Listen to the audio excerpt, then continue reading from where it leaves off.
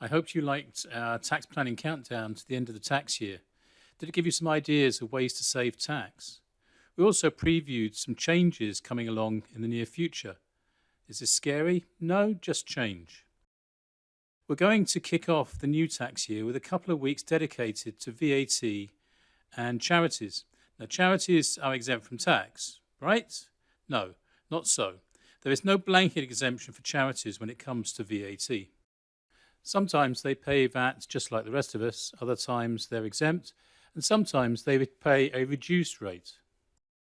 This week we're going to look at some issues surrounding VAT on rent, and in particular where the landlord has opted to tax the property.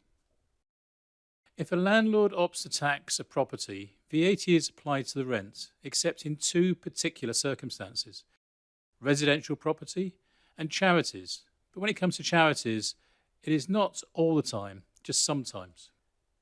Here is an example to illustrate the residential exception.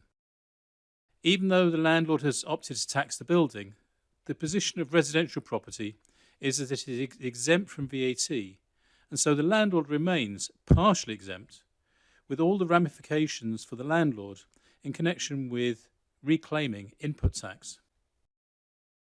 The other exception, where no VAT is applied, is where the tenant is a charity and the property is used for its charitable purposes.